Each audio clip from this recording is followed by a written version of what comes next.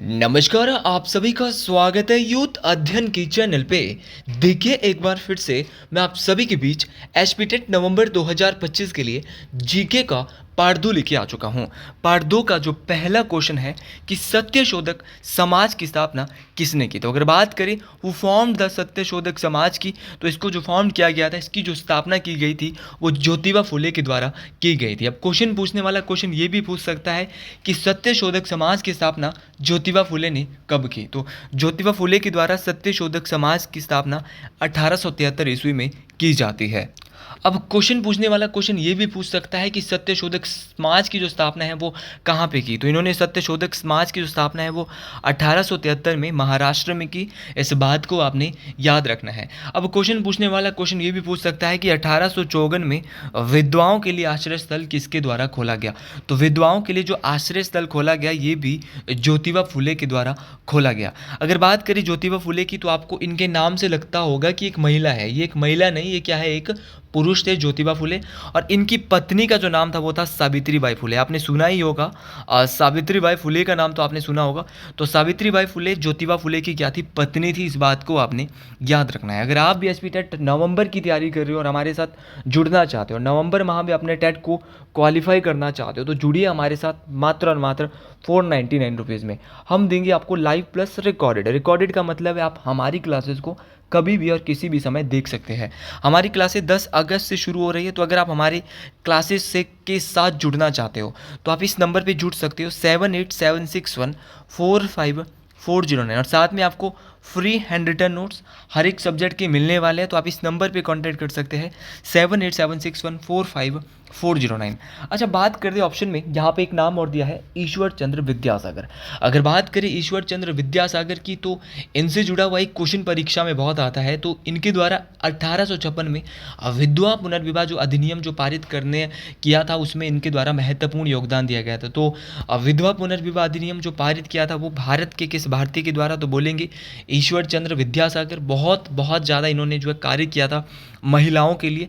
तो याद रखना, विधवा पुनर्विवाह एक्ट कब पारित हुआ, तो 1856 में ये पारित हुआ था। इस बात को आपने याद रखना है। अब क्वेश्चन पूछने वाला क्वेश्चन ये भी पूछ सकता है कि एग्जिट जो ये विधवा पुनर्विवाह एक्ट जो पारित होता है, ये एग्जिट कब हुआ।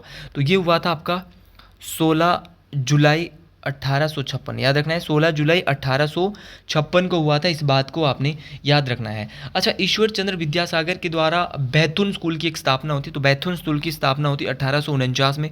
इसके आसपास इनके द्वारा जो है इसमें भी महत्वपूर्ण योगदान दिया जाता है।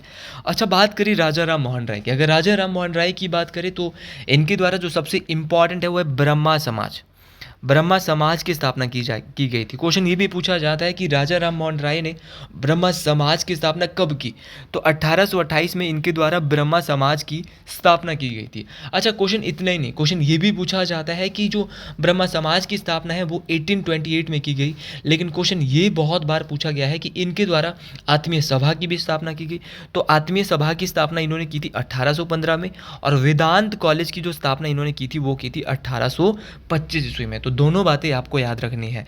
इनके द्वारा ब्रह्मा समाज की स्थापना 1828 में की गई, आत्मीय सभा की 1815 में की गई राजा राम मोहन राय के द्वारा, और वेदांत कॉलेज की 1825 में की गई। और राजा राम मोहन राय को जो है वो आधुनिक भारत के नवजागरण का अग्रदूत भी कहा जाता है। तो सीधा क्वेश्चन बहुत बार टेट में आया है कि आधुनिक भारत के नवजागरण का अग्रदूत किसको कहा जाता है। तो बोलेंगे राजा राम मोहन राय को कहा जाता है। इनके द्वारा संवाद कौमुदी लिखा गया था। ये सारी की सारी क्या इनकी पत्रिकाएं थी, संवाद कौमुदी, मिरात उल अखबार हो गया, संवाद कौमुदी हो गया, सारे के सारे किसने लिखे थे, राजा राम मोहन राय ने। भीमराव अंबेडकर, इनके बारे में हम पिछली क्लास में पढ़ चुके हैं, संविधान के निर्माता है। तो यहाँ से हम नहीं पढ़ेंगे। और जो प्रारूप समिति है उसके अध्यक्ष थे भीमराव अंबेडकर। इनको आधुनिक मनु के नाम से जाना जाता है। अगले क्वेश्चन की ओर बढ़ते हैं ताकि ज़्यादा से ज़्यादा क्वेश्चन हम कवर कर सके बेहतरीन तरीके से। अगले क्वेश्चन की ओर बढ़ते हैं। अगला क्वेश्चन है कि सुदीरमन कप का संबंध किस खेल से है? अगर बात करें सुदीरमन कप की, तो इस खेल का जो संबंध है वो आपका बैडमिंटन से है, इस बात को आपने याद रखना है। अच्छा, सुदीरमन कप ये 2 साल के बाद 2 साल में एक बार इसका आयोजन होता है। इसके अलावा आपका एक चड्डा कप है, तो चड्डा कप किससे संबंधित है? तो ये भी आपका बैडमिंटन से है। चड्डा के अलावा आपका नारंग कप बहुत बार पूछा गया है, नारंग कप किससे है? तो नारंग कप भी आपका किससे है? आपका बैडमिंटन से है। इसके अलावा आपने बहुत बार सुना होगा उबेर कप, तो उबेर कप भी किससे? तो उबेर कप भी आपका बैडमिंटन से है, इस बात को आपने याद रखना है। देखिए, और सबसे ज़्यादा जो आपका पूछा जाता है वो फुटबॉल से पूछा जाता है टेट में, फुटबॉल या क्रिकेट या आपका हॉकी पूछ लिया जाता है। तो इन तीनों की आज बात करते हैं। फुटबॉल में जो सबसे चर्चित है वो है आपका कौन सा? संतोष ट्रॉफी। याद रखना है, इस बार की टेट परीक्षाओं में पार्ट 2 में बता रहा हूँ कि संतोष ट्रॉफी किस खेल से संबंधित है। सो संतोष ट्रॉफी जो है वो फुटबॉल से संबंधित है, इस बात को आपने याद रखना है। इसी प्रकार फुटबॉल से संबंधित ही आपका बिल्ट कप है, तो बिल्ट कप भी फुटबॉल से संबंधित है। आपका बेगम हजरत महल कप, ये भी आपका फुटबॉल से संबंधित है। आपका इसके अलावा आपका डूरंड कप, डूरंड कप बहुत बार पूछा गया है और डूरंड कप की शुरुआत अन्नाडेल से ही हुई है। ये भी एक फुटबॉल की ट्रॉफी है, बहुत इंपॉर्टेंट है। आपका एक बीसी राय ट्रॉफी है, बीसी राय ट्रॉफी ये भी जो है फुटबॉल से है। फीफा वर्ल्ड कप ये भी फुटबॉल से है। और एक है सुब्रतो मुखर्जी कप, बहुत इंपॉर्टेंट है। सुब्रतो मुखर्जी कप ये भी किससे संबंधित है? आपके फुटबॉल से ही संबंधित है, इस बात को आपने याद रखना है। तो सारी के सारे कप फुटबॉल से है, इनको आपने भूलना नहीं, यहाँ से क्वेश्चन पूछा जा सकता है। जैसे क्रिकेट की बात करें तो क्रिकेट खेल से जो संबंधित है वो क्रिकेट से आपका, जैसे कि आपका रणजी ट्रॉफी हो गया, आपका ईरानी ट्रॉफी हो गया, दिलीप ट्रॉफी क्रिकेट से हो गया, सीके नायडू ट्रॉफी हो गया, ये भी क्रिकेट से है। और आपका देवधर ट्रॉफी, तो ये सारी की सारी ट्रॉफी, रणजी ट्रॉफी, ईरानी ट्रॉफी, दिलीप ट्रॉफी बहुत बार टेट में पूछी गई है। आपका देवधर ट्रॉफी हो गया, तो ये सारी की सारी ट्रॉफी, शारजा कप हो गया, ये किससे है? क्रिकेट से है। बॉर्डर गवास्कर ट्रॉफी ये तो आपको पता चल ही गया होगा। अच्छा, सारी की सारी कप जो है वो आपके किससे है? क्रिकेट से है। तो हर एक चीज़ आपको याद रखनी है, तो ज़्यादा यहाँ से डिस्कस नहीं करेंगे, अगले क्वेश्चन की ओर बढ़ते हैं। अगला क्वेश्चन बोल रहा है कि लीडर समाचार पत्र का संबंध किस महान स्वतंत्रता सेनानी से है? अगर बात करें लीडर समाचार पत्र की, तो इनके द्वारा जो मदन मोहन मालवीय है, इनके द्वारा लीडर समाचार पत्र का जो है वो लाया गया था, इस बात को आपने याद रखना चाहिए। लीडर समाचार पत्र क्वेश्चन पूछने वाला क्वेश्चन ये भी पूछ सकता है कब इंट्रोड्यूस किया गया, तो इसको इंट्रोड्यूस किया गया था 1909 में। तो 1909 में आपका जो लीडर समाचार पत्र है इसको लाया गया था। ये इलाहाबाद में सबसे पहले प्रकाशित हुआ था। किस भाषा का समाचार पत्र था लीडर? तो याद रखना है, अंग्रेजी भाषा का साप्ताहिक पत्रिका थी आपकी लीडर पत्रिका, इस बात को आपने याद रखना है। अच्छा, क्वेश्चन पूछने वाला क्वेश्चन ये भी पूछ सकता है कि अबुदय पत्रिका है, टेट में पूछी गई है अबुदय, तो अबुदय पत्रिका किसके द्वारा लाई गई? तो ये हिंदी भाषा की साप्ताहिक पत्रिका है, इसको 1907 में लाया गया था अबुदय पत्रिका, ये भी आपको याद रखनी है। इसके अलावा आपका जो है वो बनारस हिंदू विश्वविद्यालय, जो अगर मैं बात करूं तो बनारस हिंदू विश्वविद्यालय की जो स्थापना है वो किसके द्वारा की गई थी? तो ये 4 फरवरी 1916 को मदन मोहन मालवीय के द्वारा ही की गई थी। तो आपका अबुदय पत्रिका हो गया, लीडर समाचार पत्र हो गया, और बनारस हिंदू विश्वविद्यालय की जो स्थापना है वो किसके द्वारा की गई थी? वो मदन मोहन मालवीय के द्वारा की गई थी। अच्छा, बात करें अगर आपका सुभाष चंद्र बोस की, तो इनके द्वारा फॉरवर्ड ब्लॉक की स्थापना की गई थी। फॉरवर्ड ब्लॉक की स्थापना, अगर मैं जितना मुझे याद है, 22 जून 1939, तो 22 जून 1939 को फॉरवर्ड ब्लॉक की स्थापना होती है। और इनके द्वारा ही एक फॉरवर्ड नाम की पत्रिका भी निकाली गई थी, इस बात को आपने याद रखना है। तो सुभाष चंद्र बोस, जिनको नेताजी के नाम से भी जाना जाता है, ये मोस्ट इंपॉर्टेंट है, यहाँ से भी बहुत सारे क्वेश्चन परीक्षाओं में पूछ लिए जाते हैं। इसके अलावा ऑप्शन में दिया है गोपाल कृष्ण गोखले। अगर बात करें आपके गोपाल कृष्ण गोखले की, तो गोपाल कृष्ण गोखले की अगर मैं बात करूं, तो अगर इनकी बात की जाए तो ये महात्मा गांधी के राजनीतिक गुरु, बहुत बार सीधा क्वेश्चन परीक्षाओं में आता है कि महात्मा गांधी के राजनीतिक गुरु कौन थे? तो महात्मा गांधी के जो राजनीतिक गुरु थे वो थे गोपाल कृष्ण गोखले। अब क्वेश्चन पूछने वाला क्वेश्चन ये भी पूछ सकता है कि इनके द्वारा कौन सी पत्रिका लाई गई? तो इनके द्वारा एक पत्रिका लाई गई गोपाल कृष्ण गोखले के द्वारा, जिसका नाम था द हितवाद। तो द हितवाद जो पत्रिका है वो किसने लाई थी? तो ये लाई थी आपकी गोपाल कृष्ण गोखले ने। और द हितवाद जो है वो किस भाषा की पत्रिका थी?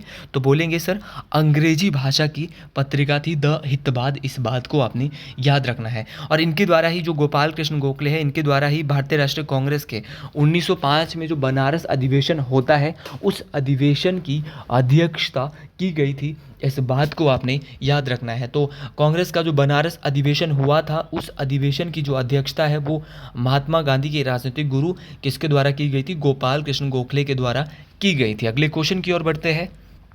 मौलाना, ये तो मौलाना अबुल कलाम आज़ाद है जो कि स्वतंत्र भारत के पहले शिक्षा मंत्री थे और भारतीय राष्ट्रीय कांग्रेस के सबसे अधिक समय तक अध्यक्ष रहने वाले अध्यक्ष थे आपके मौलाना अबुल कलाम आज़ाद। ये स्वतंत्र भारत के पहले शिक्षा मंत्री और भारतीय राष्ट्रीय कांग्रेस के सबसे युवा अध्यक्ष भी थे। इस बात को आपने याद रखना है। चलिए जी, अगले क्वेश्चन की ओर बढ़ते हैं कि भारतीय स्वशासन का पितामह किसे कहा जाता है? अगर बात करें आपका who is the father of India local self government, क्या मैंने ये क्वेश्चन बहुत बार मैं बता चुका हूँ पहले भी। तो बात करें भारतीय स्वशासन के पितामह की, father of India of local self government की, तो ये कौन थे? तो ये थे आपके लॉर्ड रिपन साहब। तो लॉर्ड रिपन साहब को भारतीय स्वशासन का पितामह कहा जाता है। इस बात को आपने याद रखना है। इनके द्वारा ही वर्नाकुलर प्रेस एक्ट को समाप्त किया गया था। अच्छा, वर्नाकुलर जो प्रेस एक्ट है इसको कब समाप्त किया गया? तो इसको 1882 में, बहुत इंपॉर्टेंट क्वेश्चन है। वर्नाकुलर प्रेस एक्ट को 1882 में किसने समाप्त किया? तो इसको समाप्त किया था लॉर्ड रिपन ने। लेकिन जो वर्नाकुलर प्रेस एक्ट है इसको लाया कब गया था? तो इसको 1878 में जो है वो लाया गया था। किसने लाया था वर्नाकुलर प्रेस एक्ट? तो बोलेंगे लॉर्ड लिंटन है। ये क्वेश्चन बहुत बार परीक्षाओं में पूछा गया है। तो लॉर्ड लिंटन के द्वारा आपका वर्नाकुलर प्रेस एक्ट को लाया गया था और समाप्त जो है वो 1882 में जो है वो किसके द्वारा? लॉर्ड रिपन के द्वारा किया जाता है। इनके द्वारा ही जो है वो इनके समय में ही हंटर आयोग की नियुक्ति लॉर्ड रिपन के द्वारा ही यहाँ पर 1882 में भारत में की जाती है। बहुत बहुत इंपॉर्टेंट है। इनके समय ही हंटर आयोग की नियुक्ति होती है।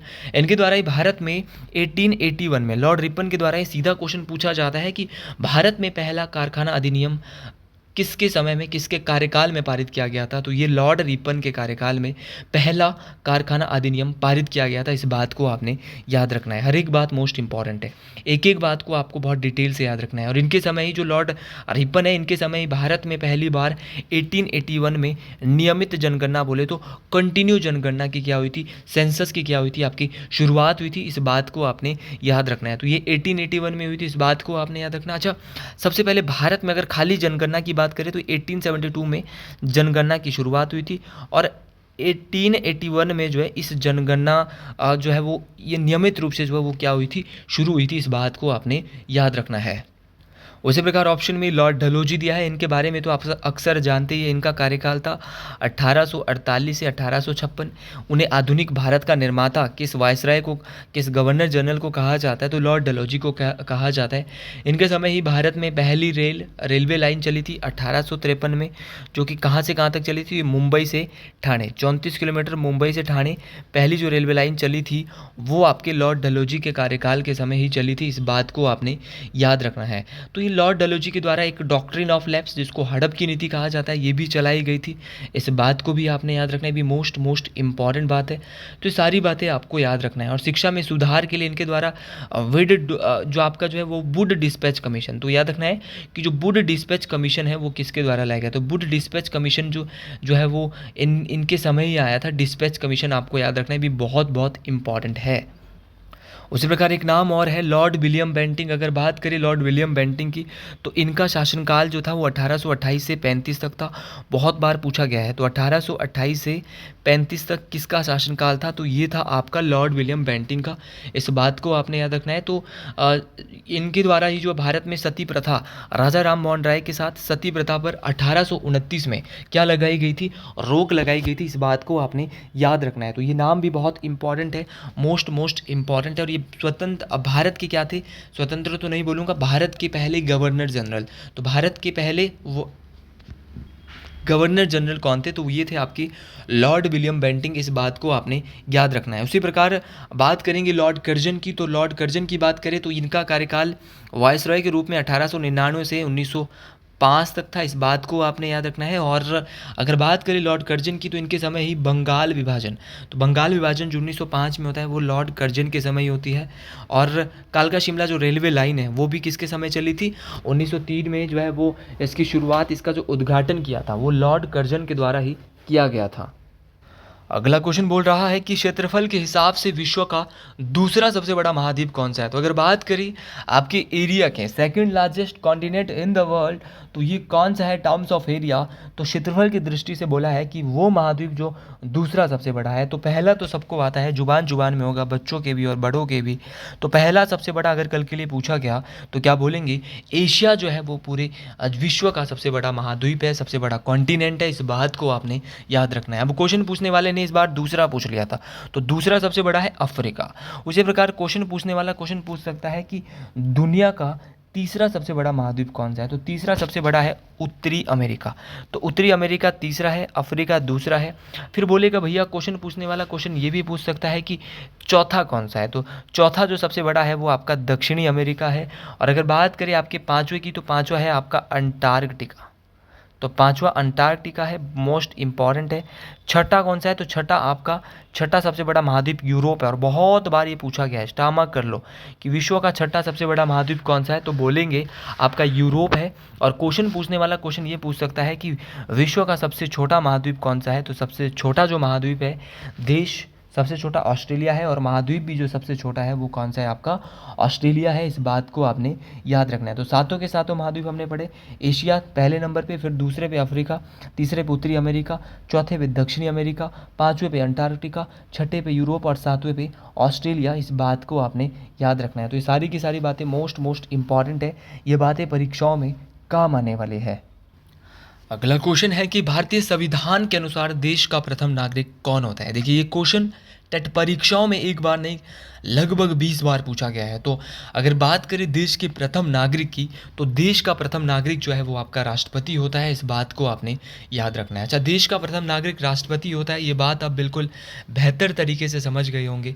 लेकिन क्वेश्चन पूछने वाला क्वेश्चन टेट परीक्षाओं में सीधा पूछ लेता है कि राष्ट्रपति के बारे में किस अनुच्छेद से किस अनुच्छेद तक बात की जाती है। तो अनुच्छेद नंबर 52 से लेकर 61 जो है वो भारत के राष्ट्रपति के बारे में बात की जाती है। इस बात को आपने याद रखना है। अच्छा, बात करें राष्ट्रपति की, तो अनुच्छेद नंबर 52 जो है वो राष्ट्रपति के बारे में बताता है कि भारत का एक राष्ट्रपति होगा।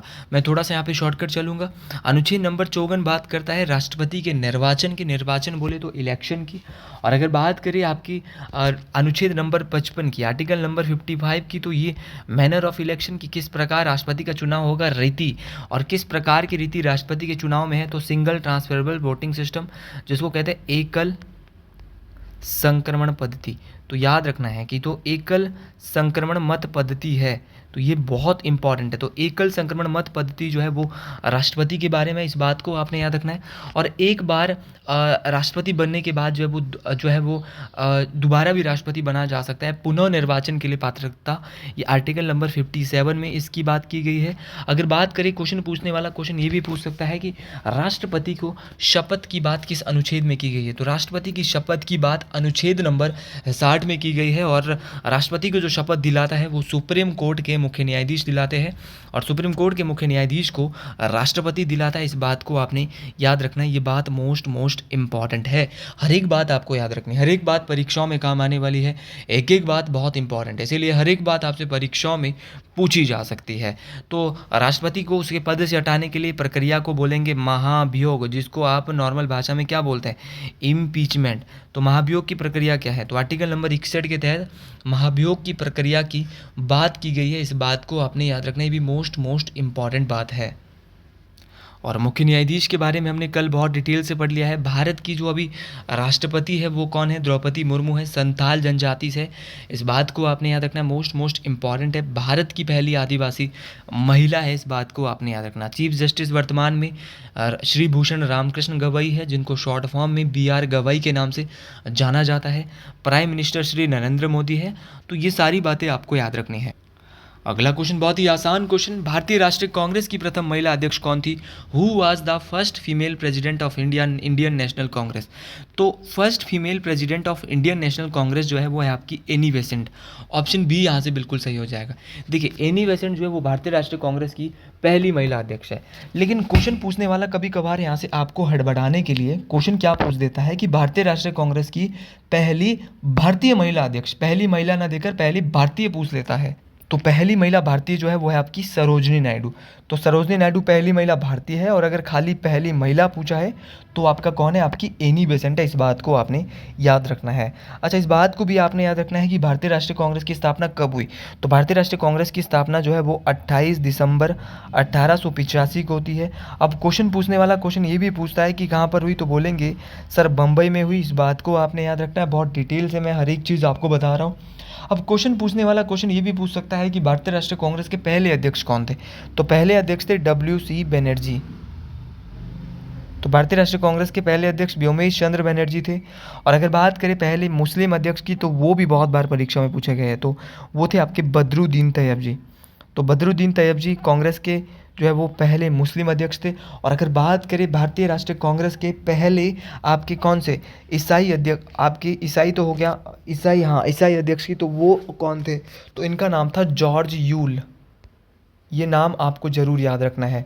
और जब भारत आज़ाद हुआ, तो उस समय भारत के, तो जब भारत आज़ाद होता है तो उस समय जो कांग्रेस की जो आपके अध्यक्ष थे वो थे आपके बहुत बहुत इंपॉर्टेंट, इनका नाम है वो है JB कृपलानी। तो ये सुचेता कृपलानी कोई और है, ये थी JB कृपलानी। तो JB कृपलानी साहब, जब कांग्रेस आज़ाद होता है, ये क्वेश्चन टेट परीक्षाओं में एक बार नहीं 10 बार पूछा गया है कि कांग्रेस जब 1947 15 अगस्त 1947 को आज़ाद होता है तो कांग्रेस के उस समय जो अध्यक्ष थे वो थे आपके JB कृपलानी। ये क्वेश्चन इस बार के टेट परीक्षाओं में रिपीट हो सकता है। और महात्मा गांधी ने कांग्रेस के 1924 में बेलगांव अधिवेशन में, एकमात्र अधिवेशन जो बेलगांव में हुआ था, इस अधिवेशन में अध्यक्षता की थी। इस बात को आपने याद रखना है। अगला क्वेश्चन कि जैन धर्म के प्रथम तीर्थंकर कौन थे। हु वाज द फर्स्ट तीर्थंकर ऑफ द जैन्स। देखिए, जैन धर्म के जो पहले तीर्थंकर थे वो थे आपके ऋषभदेव। तो ऋषभदेव जो है वो कौन थे, जो ऋषभनाथ या ऋषभदेव जो है वो जैन धर्म के पहले तीर्थंकर थे। अच्छा, जैन धर्म के तो पहले थे। अब क्वेश्चन पूछा जाता है कि आपका इनका प्रतीक चिन्ह क्या था। तो ऋषभनाथ का जो प्रतीक चिन्ह था ना वो था आपका सांड। क्या था, सांड था। इस बात को आपने याद रखना है। अच्छा, पार्श्वनाथ कौन से थे। पार्श्वनाथ ऑप्शन में दिया है, तो पार्श्वनाथ जो है वो जैन धर्म के आपके कौन से तीर्थंकर थे, तो आपके 23वें तीर्थंकर थे। तो जैन धर्म के 23वें तीर्थंकर कौन थे, पार्श्वनाथ थे। और इनका जो प्रतीक चिन्ह था वो था सर्प का फन। तो सर्प का फन क्या था, इनका प्रतीक चिन्ह था। उसी प्रकार आपकी जो जैन धर्म के जो दूसरे तीर्थंकर थे वो थे अजीतनाथ। अजीतनाथ जो है वो जैन धर्म के दूसरे तीर्थंकर थे। और इनका जो प्रतीक चिन्ह था वो था हाथी। कौन सा था, हाथी। इस बात को आपने याद रखना है। और अगर बात करें जैन धर्म की अरष्ट नेमी कौन से थे, तो अरष्ट नेमी की बात करें तो ये जैन धर्म के 22वें तीर्थंकर होने हैं। तो इस बात को आप याद रखें, मोस्ट इंपॉर्टेंट है। एक बार आप भी कंफर्म करके बताइए। और ये शायद वही है जिनको नेमिनाथ के नाम से भी जाना जाता है। तो ये 22वें तीर्थंकर थे आपके अरष्ट नेमी। इस बात को आपने याद रखना है। अच्छा, जैन धर्म के 24वें तीर्थंकर और वास्तविक संस्थापक जो थे वो कौन थे, तो 24वें तीर्थंकर थे महावीर स्वामी। क्या नाम था, महावीर स्वामी जो है वो जैन धर्म के क्या थे, 24वें तीर्थंकर थे। इस बात को आपने याद रखना है। तो आज के लिए इतना ही। अगर आपको मेरी वीडियो पसंद आई हो तो कमेंट बॉक्स में ज़रूर लिखिएगा। हर हर महादेव, जय श्री गुरु महाराज। मिलते हैं अगले दिन एक नई वीडियो में, एक नए जोश के साथ। इस वीडियो को अगर पसंद आई हो तो ज़्यादा से ज़्यादा लोगों तक शेयर करें, सब्सक्राइब करें और लाइक करें। हर हर महादेव टू ऑल। जय हिंद, जय हिमाचल प्रदेश। हर हर महादेव की जय।